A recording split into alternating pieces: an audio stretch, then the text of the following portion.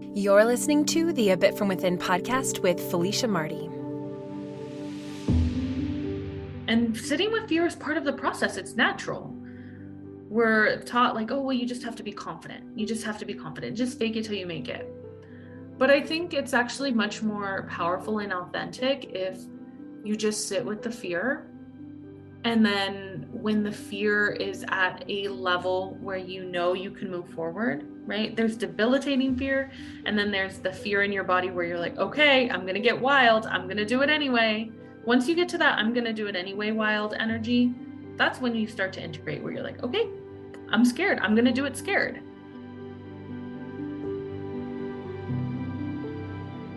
Hello there, and thank you so much for joining me today for a new episode of the A Bit From Within podcast.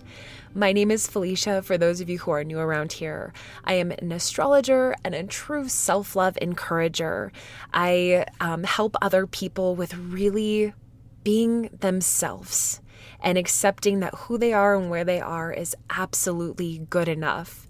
And when it comes to this podcast, what I do is each week I come here and share a little bit from within. Usually each sharing is something vulnerable, yet very true, and something that we all feel on some level. I talk a lot about the journey of true self-love, and I like to do that through a real world lens instead of being kind of only on this high-level spiritual kind of process, which, we all kind of get, but we also want to talk about it in a real world way. So I know that many of you who are listening are spiritual, intuitive people, and you're going through or finding your way through inner transformation. And I want you to know that I am here to share on that and to let you know I'm going through it too. And I want to be of support and service in any way that I can. So if that sounds like your kind of thing, I'd love to invite you to subscribe to the podcast if you don't already. And honestly, today I want you to get ready for this incredibly special episode. Today I get to share with you the incredible conversation that I had with our featured guest, Aubrianna K. Aubrianna is an energetic and intuitive business coach, and she has such a beautiful, soul-centered approach to all things personal growth. I fell in love with her. I actually met her through TikTok, and I immediately fell in love with her unique blend of sharing her incredible wisdom and her energetic gifts, but alongside of her very practical, down-to-earth way of framing things and talking about the journey of opening yourself up to something more for yourself. And, all of the things that come with that, from dealing with your fears, scarcity mindset, imposter syndrome, the fear of failure, the whole thing. So today you'll hear us come back again and again to, the real fears that are present when it comes to courageously moving through your life. We talk about the truth behind cracking the code when it comes to getting what you desire, and the importance, really the really important conversation around meeting yourself where you are right now in your journey. So I can't wait, and I won't go on anymore. Let's dive right into today's conversation. Hello, and welcome to the podcast today, Aubrianna. Thank you for having me. I'm really excited to be here. I'm so excited to have you here too. And I figured we would start off today with a little bit of a rapid fire Q&A, just so we can all start to get to know you a little bit better. And then, of course, we will dive into the heart of your story and all things money and abundance and mindset and everything else. Is that okay? Yeah, absolutely. All right, perfect. Where are you from? So I am born and raised in Southern California, kind of hopped around all over Southern California, but I just say that I'm from the South Bay. Do you still live in the South Bay? I don't. I live in northern Los Angeles right now. Okay, perfect. And did you go to school, like college or university or anything like that? I did. I went to, in California here, I went to Cal State Dominguez Hills, and then I dropped out and I finished school online, where I went to Ashford University and graduated through there. Excellent. What's your degree in? Public relations and marketing. Okay. Very always helpful. Well, for most people. Yeah. And what do you do for work now? So I'm a full-time online intuitive and energetic business coach. So I really bridge the space of using your intuition and having practical strategy in building an online business for creatives, intuitives, online service providers. That is so cool. I have to ask it, although I kind of know the answer. Are you passionate about what you do? Oh my goodness, yes. Awesome. Well, obviously, we're going to talk a lot more about that later, but we'll keep going here. Are you married? I am. I am about to hit my second wedding anniversary in October, to my wife, Joanna, and we have two cats to match. So I love happily that. married. And and you answered my next question, which is how long have you been married for? Are you guys still in like your newlywed phase? You know what? I feel like when my wife and I met, so I'm psychic, just put that out there. So I knew I was going to marry her before we ever met in person. And so I really feel like our souls have known each other for a long time. And we find ourselves always saying, like, how has it only been 2 years? We've been together a total of 5, but we're like, how has it only been 5 years? It feels like it's been 20 years. Wow. So you feel like you guys have known each other in multiple lifetimes. Oh my goodness, yes. I love that. I think that is so special. And do you guys have any children? We don't have any children. And I think a big part of my platform is talking about how I don't have children. And it's really giving me more capacity than maybe some of the people that I help or other people in my industry when it talks about capacity in building a business. I love that. What is your favorite way to spend a day off? Well, I am all about doing witchy things. So, truthfully, if I had it my way, I would probably be out in nature, do some card pulls, do a little ritual, get by water of some sort. I love to go swimming or go by a lake or a river. Like being by running water is very healing for me and being outside in general. So, rituals outside. If I'm feeling kind of called to do some sort of like healing work or ritual work. If not, I'm probably watching Netflix at home. I just been binge watched like 2 seasons this weekend of Viva on Hulu, which is really beautiful queer representation that's based in LA. So I might be doing that or cooking. I love to cook and like meal prep for me and my wife. I love that. I feel like I know about this because we were chatting a little bit earlier, but you've got a lot of earth and water in your big three and astrologically. And for anyone listening, that is the perfect answer of somebody who has a lot of earth energy and water energy. It's like get outside, cook, relax, take it a little easy, invest in yourself, be near water. Oh, yeah. And would you say that you are more of an introvert or an extrovert? I am probably an extrovert to the max. I love being around people. I love going out, and being really social. I will say though, even though I am very extroverted, I definitely have an introverted side where I can get overstimulated or overwhelmed with really large crowds. And so if I'm particularly stressed or didn't sleep well, like maybe being social isn't the best for me. But generally speaking, I love connecting, going out dancing or like being around people, working in teams. All of that's really rewarding for me. I love that. And I love that you just spoke to how you have to take care of yourself and find that balance because whether you're an introvert or an extrovert, it doesn't mean you're always Yeah. 100% of the time that way. You have to have those moments where you find the balance and you embrace a little bit of the opposite so that you can be good to yourself. Most definitely. I love that. One of my last questions is, are you a podcast listener yourself? I am. I do love listening to podcasts, especially when I'm like cleaning or running around the house or driving. I find those to be like my absorbing moments where I throw a podcast on in the background and just kind of binge listen. I'm the same way, whether it's like sometimes like self-growth stuff, sometimes news stuff, sometimes just some crime Yeah. junkie type stuff. I love that. And I love that podcasting is such a wide and diverse platform where you can really learn a lot of different things. Have you ever been on a podcast before? Yes, I have. I've been on a few different podcasts. My most recent one was a podcast called Your Soul's Magic, which is another spiritually based awakening podcast, really diving into like the inner levels of spirituality and self-care. Self-care is definitely one of my favorite subjects. So very cool. I'll have to check that episode out. And all you listeners, you can check that episode out. Well, just to give everyone a little bit more of an idea of how you and I connected, it was actually just about a month ago when Aubrianna popped up on my TikTok For You page, and she immediately captured me. I went back and wrote down what you had said. You said, in 2015, I was hiding my car from the repo people and trying not to get towed. I was way behind on all my payments, severely in debt, and honestly, ends were not anywhere close to meeting. All the while, I was trying to start and grow my business, and I kept hearing, you have to invest in yourself. You have to go all in.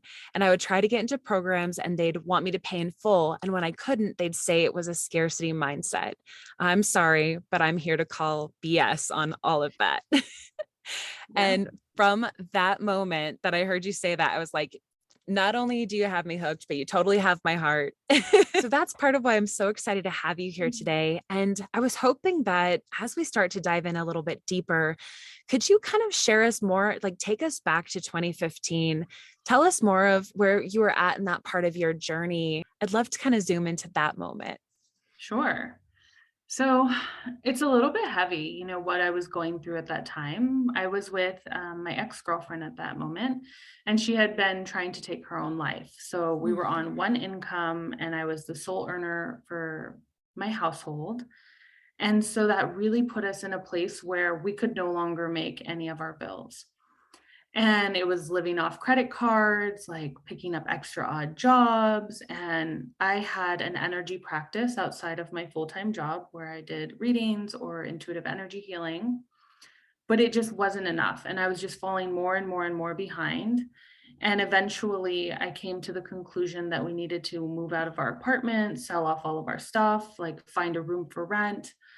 And I was draining myself trying to work not only 40 hours in my job, but also run my energy practice and take on more hours to try to supplement for a second income in Los Angeles, which just really wasn't going to happen.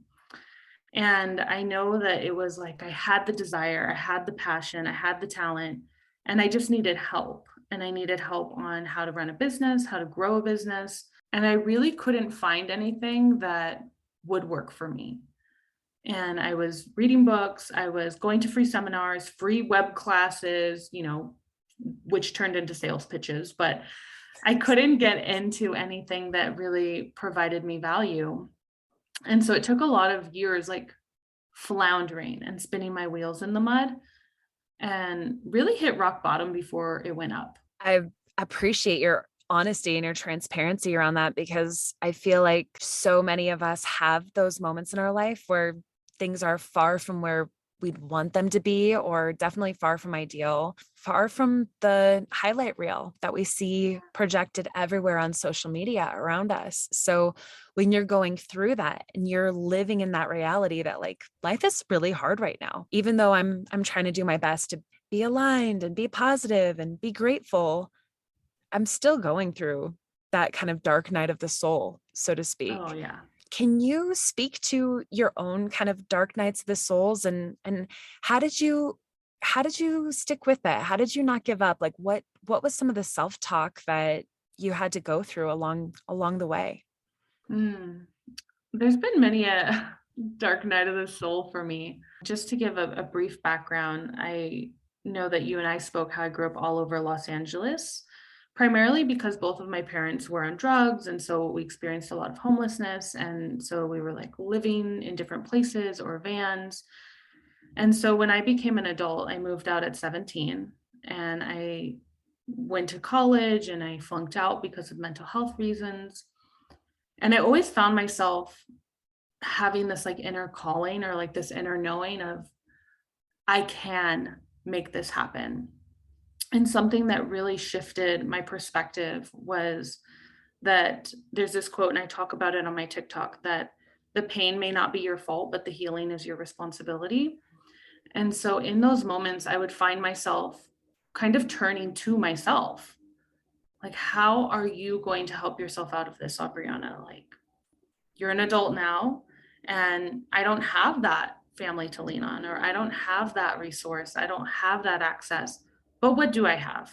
What can I do with what I have right now to start moving in the direction that I want? Because I always knew I wanted more, and I always knew I was capable. I was never shy or shied away from hard work or a challenge. But I knew that there was definitely times where I felt so defeated that sometimes I just had to sit and be with it and cry and take a week or two and then come back to the, all right, now pull yourself up. What the heck are you going to do? I love that. I think that's such an important part of being self-compassionate, is not always just pushing yourself and saying you need to strive harder, you need to do more, even if you feel that that is a realistic thing, that like you have to put in the energy and the effort. If I'm picking up what you're saying the right way, is like you had to really care for yourself and give yourself permission to feel the pain of where you were at. Exactly. Because how can you source energy to pick yourself up when you don't have it? Yeah. The only thing you can do is give yourself rest and give yourself time and try to find support where you can until you have that energy. How did you navigate making those probably the key decisions that led you from where you were then to where you are now? I mean, when you're at the beginning, you can never say, okay, I'm going to make this decision in 6 months and then this decision in 2 years. But looking back, you can kind of see those key moments. That's a really beautiful question. When I look back, I feel like it was a series of small decisions. So a lot of it came through my career. So I was working at Target, and then I was working at like Starbucks and Macy's, working multiple jobs. And I was so overwhelmed, and I was like, I need to get out of all these multiple jobs. And I started applying, and I got this job at this like luxury boutique, and it was doubling what I was making, which at the time was only $16 an hour. And I was so scared to even accept a job for $16 an hour. Like I was shaking in my boots. I felt the imposter syndrome, and I felt like I wasn't good enough. And then being put in this like luxury environment from this girl who came from like poverty and, drug abuse background, I almost didn't take the job when they offered it to me. But I had enough belief that I was like, well, if it fails, I call it my oh shit plan. This is what I do all the time when I meet fear, is like, well, okay, if it fails, I can easily get another job at Starbucks and Macy's. But I was like, let me at least try. I cried for a full month when I first took that job. I felt so uncomfortable. I felt out of place. I felt ostracized. And I realized that all of those feelings were internal. It was all me. Like they weren't making me feel that way. I felt out of place with my programming. I didn't feel worthy of being in a situation like that. I didn't feel like my clothes were good enough. I felt like, people were judging me, and all of that was sort of cast inward towards myself. That strikes a little bit from within me for sure. That feeling of sometimes it's nothing that somebody else is doing. It's just putting yourself in that unfamiliar, uncomfortable place, and the self-judgment that can come with that. It probably took quite a bit of courage in that moment to say, heal this. Yeah. Is that what you kind of had that voice inside? Yes, I think it was like doing something that I knew was going to help benefit my life, even though I was scared shitless, really, excuse my language. No, you're good. And from that moment, that really exposed me to something different. Like that idea of wealth, I never knew existed. Like people dropping $45,000 in a day on clothes was something I didn't think existed. And this is not fancy clothing. It's ready to wear. I'm talking t-shirts, like knits, there were some nicer things, cashmeres, whatever, but it blew my mind and made me start to look at the world differently. Is that your first like impression of like being around like a consistent amount of wealth and people who have wealth? I think I held such a judgment towards wealth for so long, especially coming from my background. I was like, they're stuck up, they're unrelatable, like, oh, it must be nice. There was this judgment that I had, and I think resentment towards wealth. And so working in that industry, I think that that was my first initial reaction, was some resentment coming maybe from jealousy. And I had this moment where I realized I'm trying to better my life. And let's say that I one day have children. When those children are born into this better life, would I want somebody resenting them or judging them because of something that they have access to? And I wouldn't. And so I needed to kind of check my own energy and see, like, where's this coming from? And a lot of it came from this belief that I was holding, that that was not available to me. And so I resented them for having it. What are some of the strategies or rituals or tools that helped you create that movement? A lot of it was mindset work, I think. Really looking back at it, shifting, right? Having this exposure to people, I realized that money is not anything but a tool. It's an amplifier of who you are. If you're a horrible person, money is going to give you access to be a more horrible person. If you're a great person, money is going to amplify that and make you have access to things to help you help more people. And so I had to start reframing the mindset that I had and looking at the beliefs that I held. So growing up, it was like rich people are unrelatable, or, everything is about money and it's evil. And I had to start addressing these beliefs and saying, is money really evil? Or is it that we're cherry picking, examples? And we're saying it's easier to just say money is evil than to heal your own money wounds and to start to move forward in it. So mindset work was a big part of that, but also energy healing, I think for me was a big part of it. Like opening up my energy and my energetic channels to start to move some of this dense, stuck energy and the trauma that I endured was really helpful for me. I also am really connected to like fire rituals. So I would do a lot of like release ceremonies where I would cry it out, feel it, address it, face it, what's going on, and then use fire to either burn the paper or burn whatever I was using to kind of signify this transformation or transmutation of the energy, like bringing that energy outside of my body. Seeing something tangible burn was really beautiful and healing for me. It was something that I could hold with my hands and watch, and that I could feel a shift in, right? Writing something out opens and clears that channel. Yeah. Those are probably my three biggest things that I still use today. I once heard this analogy where it's like, we are in kind of like this spiral staircase, and it's like you keep moving up, you keep going up levels. But if you look out the window, sometimes you're like, I'm in that same place. I'm seeing the same view. It does change a little bit, but there's this quality to it being very familiar. So do you feel like you still have those moments that you go, maybe you're not the same, maybe the healing has been done, but some of those same fears still come up and you still have to face them and talk yourself through it and remind yourself that you're not where you were or that you're still able to grow? Oh, yeah. Oh my gosh. Absolutely. I was just having a conversation with my wife the other day. We're in the process of moving out of state and like trying to buy a home. And she was like, babe, your income always fluctuates. Like, and then we had to stop a minute because I was like, wait, that's not actually true. I pay myself a salary out of my business. So I pay myself the same amount month after month. But in the beginning, no, it was all over the place. It'd be like, okay, 1,000, okay, 9,000, 500. It was all over. I had no stability because I didn't know how to create sustainable income. But I realized that we were still telling ourselves this story around my business, like, oh, it's unstable, my money fluctuates. And I was like, it's been almost 3 years. We should probably update our story.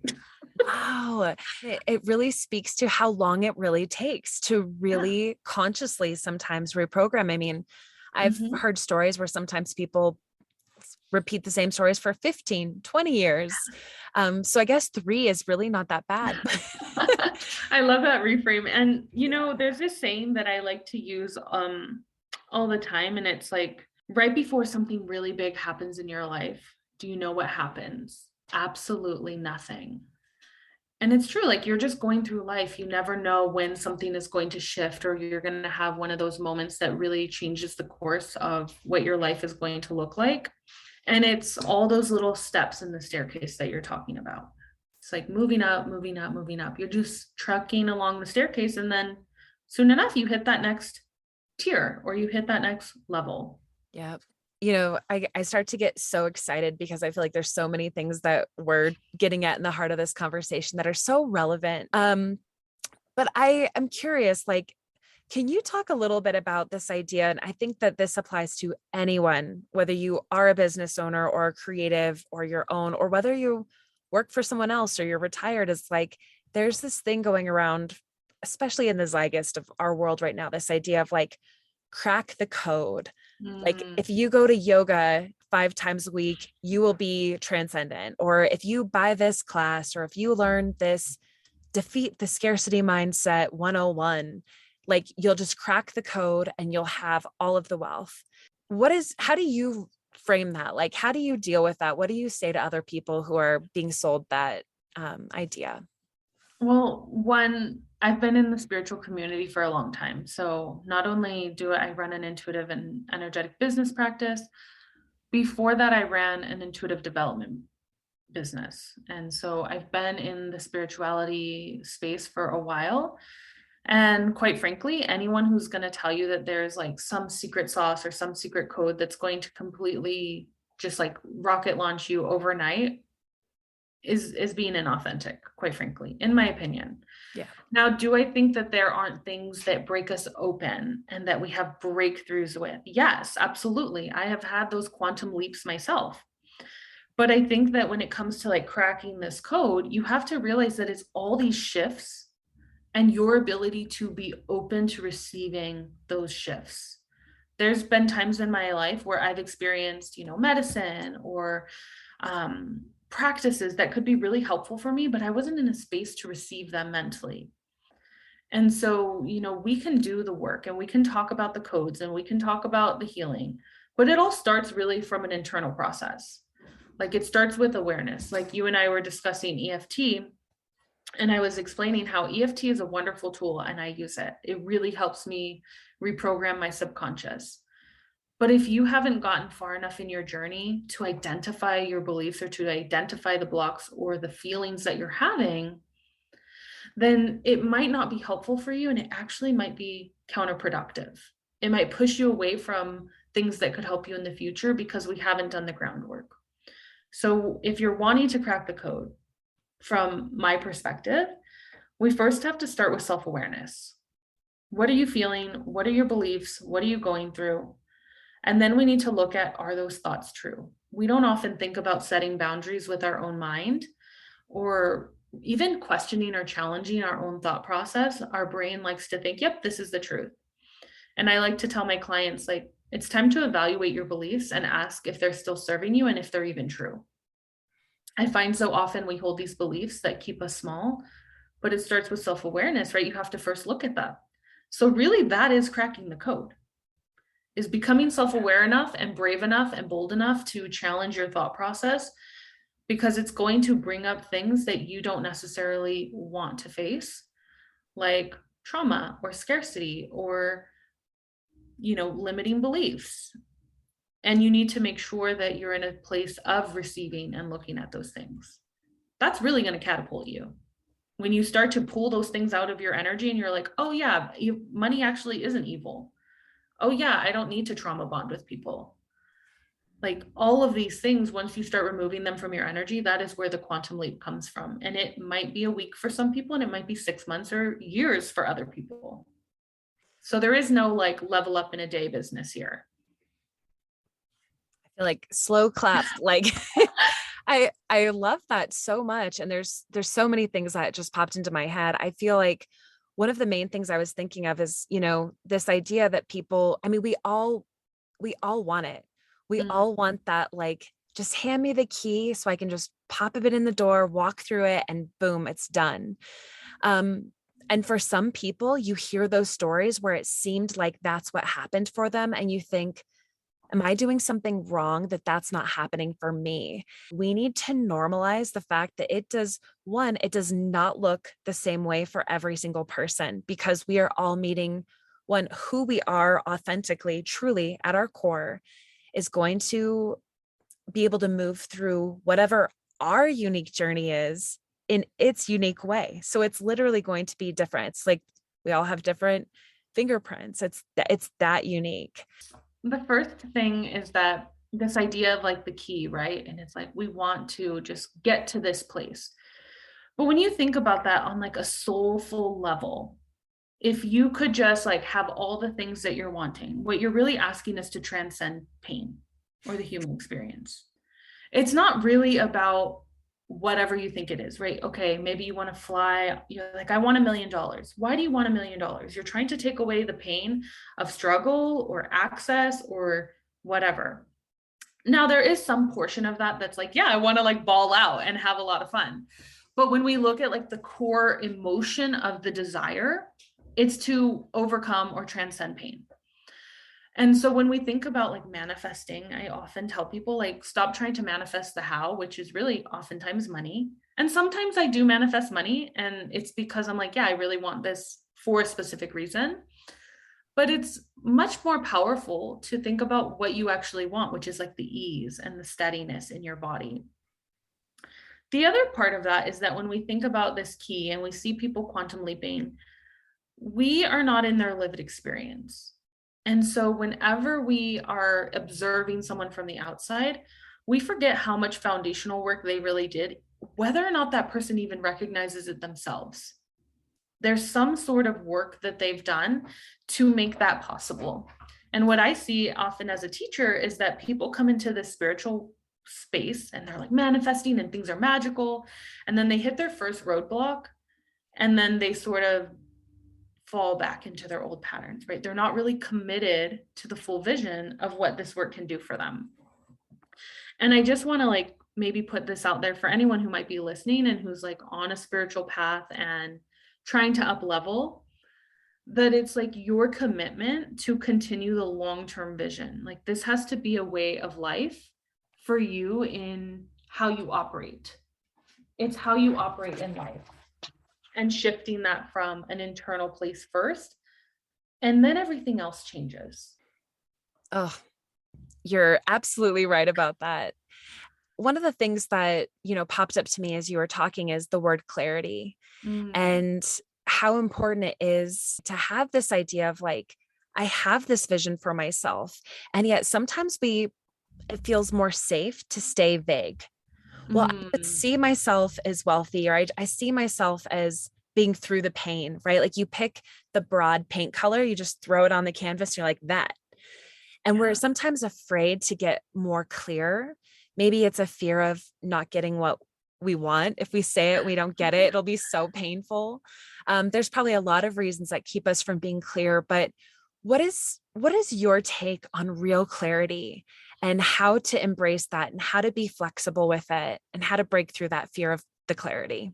I love that. So I think there's I always work in a space of duality, and I'm sorry about that, but I use this phrase often: you don't know what you don't know. And I think that that's a big part of clarity. For instance, I was never exposed to that type of wealth before that job. I never knew that that existed. It was really like this fabrication I had in my mind built by media. And so if you're finding lack of clarity, it's like, go down the path that does feel good until something shifts. Like you're allowed to change your mind. So what I think you're really speaking to here is people having desires and not being radically honest with themselves that they want it, and not really that they're being unclear. They're being avoidant. Right? So when I tell people, what do you really want? And they're like, I don't know. And I'm like, well, if you had to guess, what would you say? They always give me an answer. That's the clarity. So I always say move in that direction, but now we need to sit with the fear because there was some sort of fear blocking you from that avoidance. Now, when it comes to ultimate clarity, it's like we might move in that direction. And as they hit the new level, they might come and realize, oh, you know what? Actually, I don't necessarily want to be the singer or the actress or whatever. I really feel called to help people in this way, but I was afraid to move in that direction because I don't feel like money's attached to it. And I want this wealth. So it's like reconciling these different desires that you have and not putting a limitation on where you don't think wealth can come in for you, and letting clarity come through those fine moments of tuning. I love that word, tuning. That's beautiful because we're so perfectionistic. And Mm. we feel like if we say it, it has to be that way forever. But what I really picked up from what you're saying is like, yes, be clear, own it, but actually it's more empowering to say at any moment, I can tune this vision. I can adjust it. I can Mhm. even straight up turn my back on it and move towards a brand new picture. One thing I want to frame to you, I tend to work with a lot of perfectionists or recovering perfectionists. And this really comes from a space of like the mental health industry. And I'm sure you would agree with this. It's that perfectionism is a trauma response that's seeking safety, right? Absolutely. So when you come into this space of, I'm afraid to admit it because then it has to be, or I have to execute, we need to address the safety before we address the vision. And this is something I help people with energetically when I'm helping someone build a business or in my healing practice. It was like, my life has to look like this. And before I would help them with the this, I'd be like, ooh, let's talk about the safety because you don't feel safe enough in your body to have the autonomy to change your vision based on what other people are viewing you as. Like you're trying to be palatable or to prove yourself or to come over and maybe prove to yourself that you're worthy. You're trying to show that you deserve something out of this perfectionist energy. So it's like, let's work with the energy before we come to the vision. That makes perfect sense. And in my own experience in life, that has always come hand in hand. Anytime that you're trying to move through something, you really can't, it's like we were talking about, you can't bypass it. Mm-hmm. Sometimes you can fake it for a little Yeah. while and get by with it, but you always end up smack back there. It's literally like living in the matrix where you're like, oh, I cheated. I got around that thing. And then you're like, oh, there's the boss right in front of you. Yeah, it's temporary. When the world tells you get the, good job, get the 401k, get the certain car, the certain bag, when you reach those milestones, right? Like that perfectionist behavior comes over, you're the overachiever, you want to have these status symbols, you obtain this temporary sense of success. But what you find is that you never reach fulfillment or you never reach the goalpost. And it's like every time you reach there, you reach that finish line exhausted. And then it's like, there's another finish line to go towards instead of, and that's why you're always led back to yourself because there's this feeling that you can't shake of when do I allow myself to feel ease in my own body. That has been my word this month, actually, is ease. In fact, I think it was the last podcast I recorded was all about that word, ease. So you're totally picking up on that for sure. I love that. And actually, that is a word that I've had to really redefine my experience of, because I think you're exactly right. I think sometimes there's a restlessness that comes with, like you said, it's perfectionism, but really deep down, it's this fear that like, I'm not safe. And so you're always on your toes. You're always trying to look out for like, what's the bad thing that's going to come and crash my safety? What's going to hijack this situation? But if I'm perfect, if I overthink about it, if I do all of these things, if I do it perfectly, if I take all the right courses and I crack the code, then everything will be fine.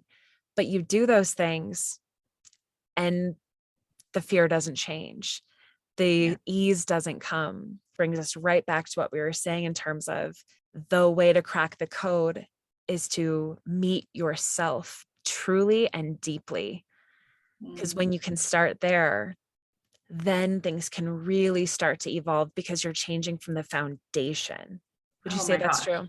Yeah, absolutely. And to like kind of bring that even further when you're talking about cracking the code, there is imposter syndrome, right? That comes up. But what I often see is information bias. I need to learn more. I need this secret formula. Everyone knows something I don't know.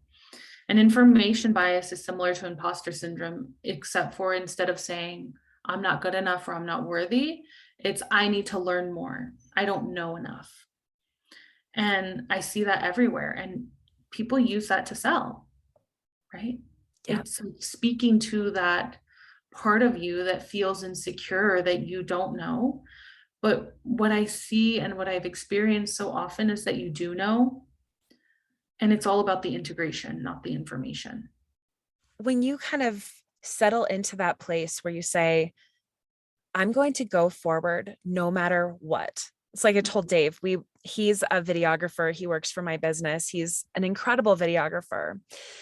But along the way, there was so much, I'm not ready yet because I need to learn how to do this, or I need to practice this, or I need this equipment first. And one of the things I always told him, and I will tell anybody, especially in any kind of business where you're of service, experience will teach you everything. And that's what you're talking about, the integration. It's like, yes, you can learn more things. Yes, you can empower yourself with knowledge. Yes, you can improve yourself of sense of self-worth.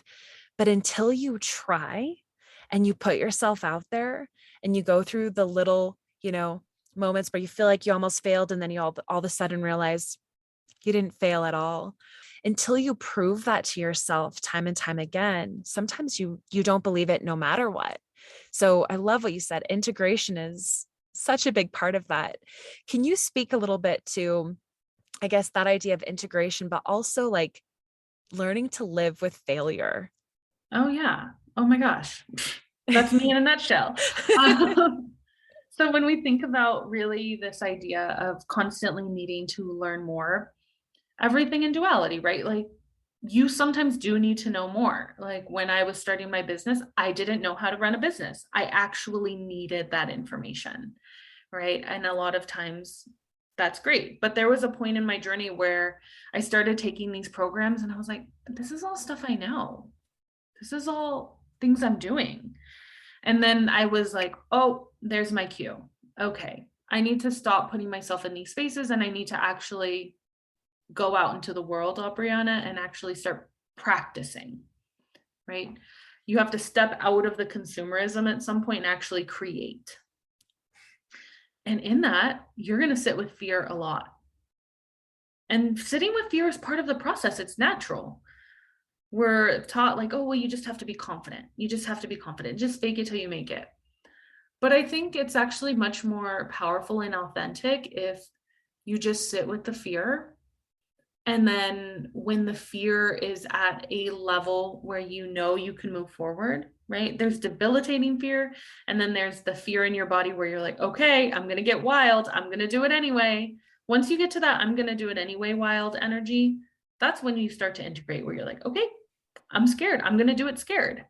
So knowing that difference between like, is this fear debilitating me where I need to reach out for support, or am I scared and I need to sit with it for a while? And in a few days, I'm going to be like, all right, here I am. Those are two different spaces and it's good to honor both, but you're going to have to move through fear. You're going to have to do it scared. And really the fear is self-inflicted.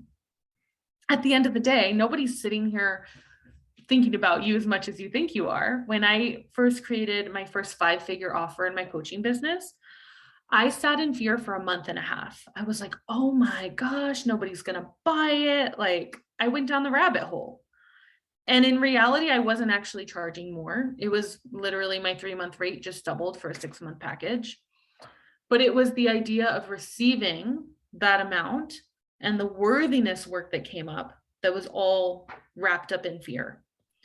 So I had to sit with myself. I had to do mindset work. I had to do self-coaching. I worked with outside sources as well, healers and intuitives. And then at some point I went, okay, you know what?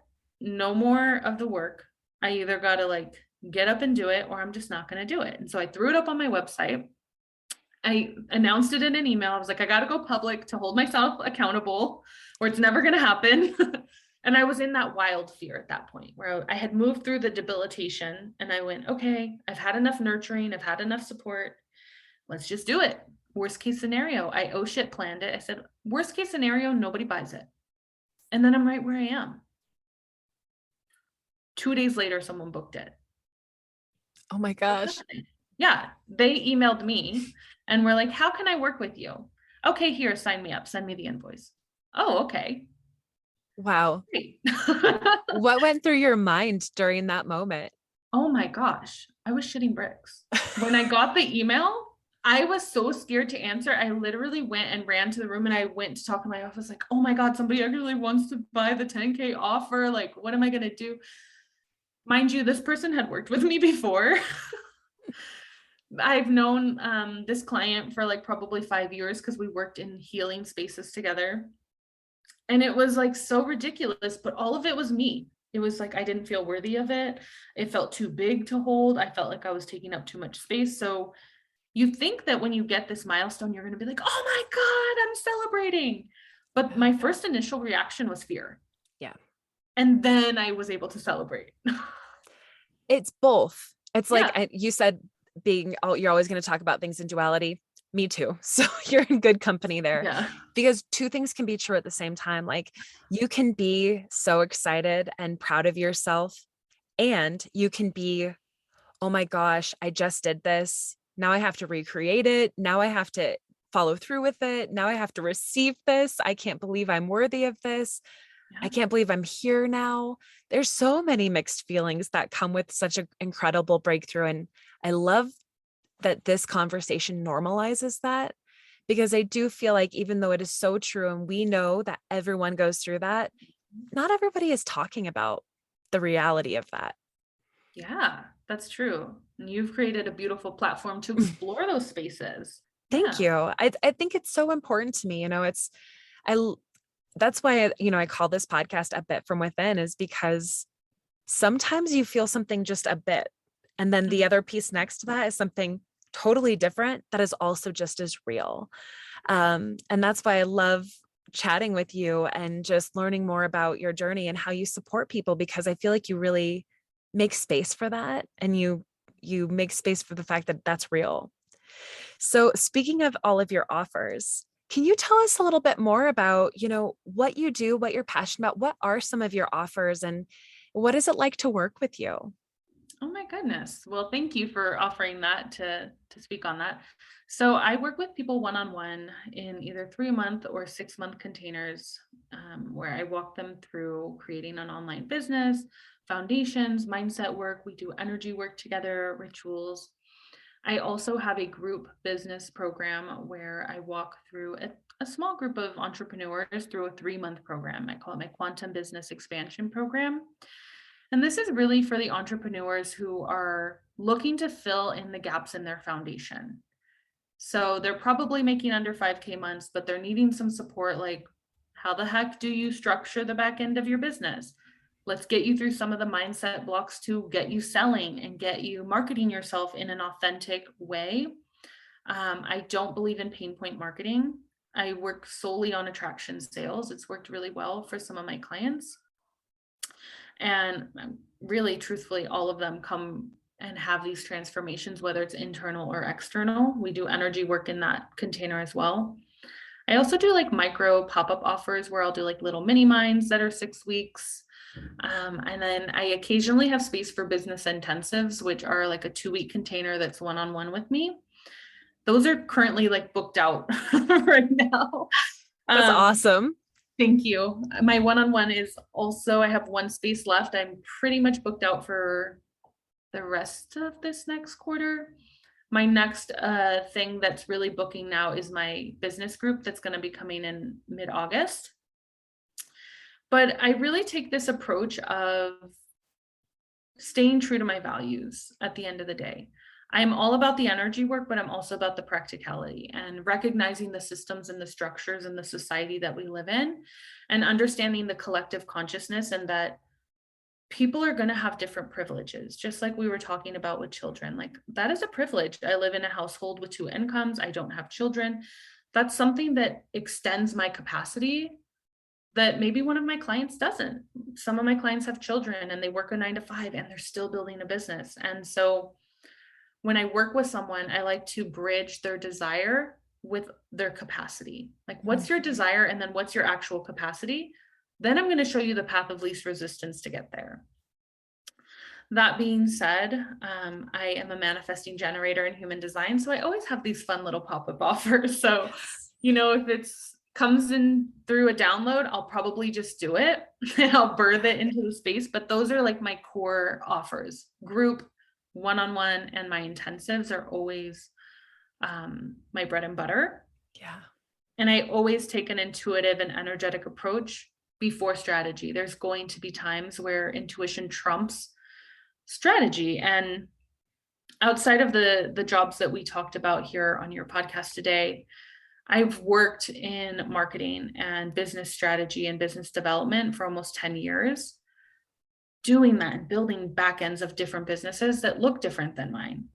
I do believe that coaches should be qualified to actually coach. So along with like my holistic and like spiritual background, I actually do have experience in the work that I'm doing. Yeah, that practical Yeah. underneath.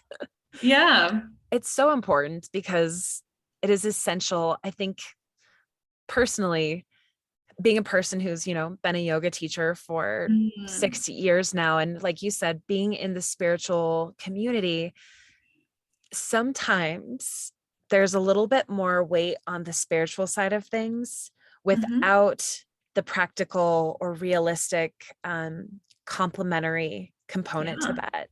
And so I love that you are able to speak to both and that you make space for both, because personally, I think it's extremely important. I would say for the majority of people need both.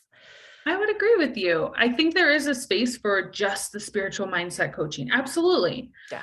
But what I feel like most people don't realize is having the discernment of knowing if you have a solid foundation to expand into that space. Because I see people invest into these programs and then they don't get the results from, whatever it may be. And it's because they didn't have the system structures or anything to set up to scale their business to $1 million business. It's that mindset stuff is great. Yeah.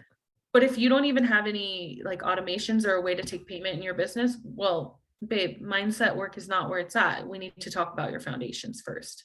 Absolutely. I also personally, I've one thing that I've struggled with is this idea of when you follow too much of what you should do, like what a good business Mm. owner should do, sometimes the vision that you create for yourself is not yours. Oh, And yeah. so I love this idea of working with somebody who is plugged in an energetic and intuitive way with that foundational structured background, because then you can use both to be very true to the vision that's right for you, that may look very different from how anybody else has ever done it before. And that doesn't mean you don't do some of the similar things, like have a website, use Yeah. SEO, take payments, those things are not going to change. But maybe you don't want to scale to that level. Maybe you Yeah. create, maybe you want to have more time for yourself. You're like you said, we're all unique. We all have our own way of doing things. So being able to work with somebody one-on-one who can help you be true to that and not just put you on the same path that they've put 20, 40, 60, 100 Mhm. other people on, that's valuable. Yeah. I think that that speaks to something really beautiful, which is defining your own version of success. Not all of my clients are chasing the 10K months, and some of my clients are pushing 30K months. Wow. Like really holding this container for people who want something different. Not only are we talking cost of living, but again, that capacity. Or something that I often see is that people do want to make this a certain level of income, and I'll have to kind of tell them, okay, you want this level of income. Let's look at your offers. Can they even support that level of income without burnout? Your vision is going to evolve. So if you're at a 5K month success vision, cool. Like let that be enough. If you're at a 30K month success vision, awesome. Let's do that too. There is no limit, but you get to decide what feels good to you. You don't have to do what everyone else is doing. Say it louder for the people in the back. I love that. I think that is one of my most important mottos and messages that I just feel like everyone needs to hear over and over. You do Yeah, not have to do it like anybody else is doing it. no. Truthfully, like innovation comes from people doing it differently. Yeah. There's more than enough room for us all. Oh, yeah. Yeah. Well, Aubrianna, as we start to wrap up here, I was hoping that, every week on the podcast, I love to end with a card drawing.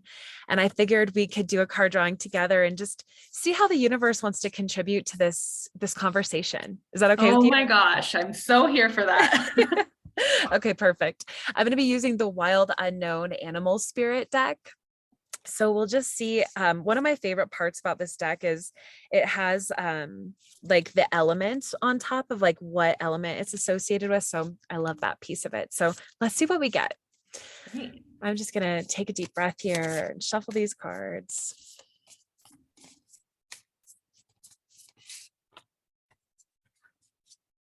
All right. It's the buffalo. Does that bring up any immediate imagery for you?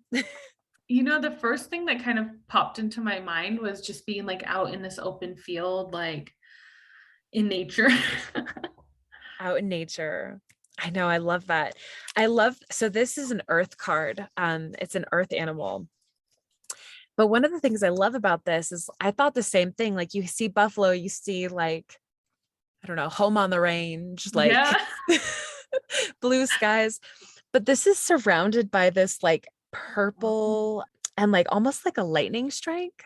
So let's see what this says. This says grounded yet heavenly, practical yet spiritual.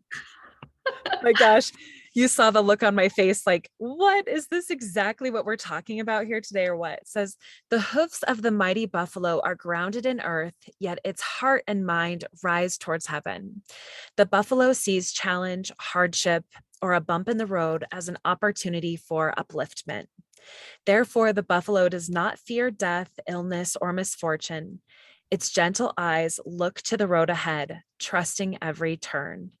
May we all experience this elusive yet life-changing bliss from time to time, and may we allow this card to remind us that life is a precious gift. I could not have picked or created a more perfect card. I know, for this conversation, right? Like, this is one of the reasons I love doing the card drawings is the universe can always say it better than I can. Yeah, I love Perfectly. it. I love it too. Well, Aubrianna, thank you so much for your time today. I mean, I know I could stay and talk to you all day, but I want to honor your time and thank you for being a part of this episode.